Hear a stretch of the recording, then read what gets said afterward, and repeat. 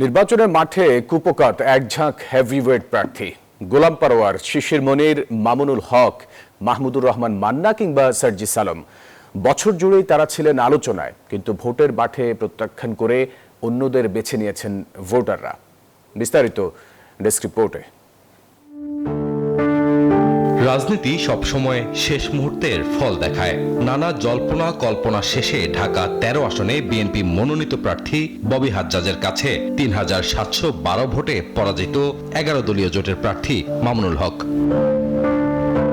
নির্বাচনী ময়দানে প্রচারণায় যাদের নামে প্রকম্পিত হতো জনপদ, ব্যালটের চূড়ান্ত বিচারে তারা আজ পরাজিত সৈনিক।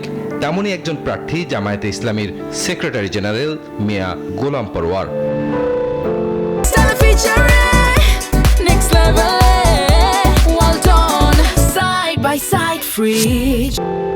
নামের ভার নয়, বরং কাজের পাল্লা আর পরিবর্তনের আকাঙ্ক্ষাই ছিল ভোটারদের মূল খেয়াল। সেই আশাবাদ হয়তো ছিল। কুপোকাত হলেন জামায়াতের আরেক আলোচিত প্রার্থী শিশির মনির। ৩৯,০০০ ভোটের ব্যবধানে তাকে হারতে হয়েছে বিএনপি প্রার্থীর কাছে। আত্মবিশ্বাসী সমীকরণও উল্টে গেছে কোথাও কোথাও। সাধারণ মানুষের একটি মাত্র সিলের নিচে চাপা পড়লেন এনসিপির উত্তরাঞ্চলের মুখ্য সংগঠক সার্জিস আলম। পঞ্চগড় ২ আসনে শাপলাকলি প্রতীকে লড়াই করে হার মানতে হয়েছে জুলাই অভ্যুত্থানের এই হেভিওয়েট নেতাকে।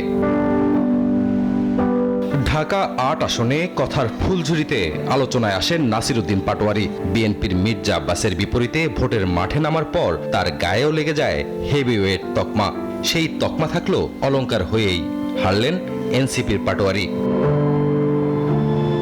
জাতীয় রাজনীতিতে অন্যতম আলোচিত পরিচিত মুখ নাগরিক ঐক্যের প্রধান মাহমুদুর রহমান মান্না। বগুড়া ২ আসনে তার ভোটের ব্যাগে খরা জামানত হারিয়েছেন এই হেভিওয়েট প্রার্থী। হেভিওয়েট প্রার্থীদের পরাজয়ে আগামীর রাজনীতিতে এক নতুন সমীকরণের ইঙ্গিত দিচ্ছে। তেমন আরেক উদাহরণ ঢাকা ১৬ আসনে বিএনপির প্রার্থী আমিনুল হকের পরাজয়। রাজু মাহমুদ, নিউজ 24, ঢাকা।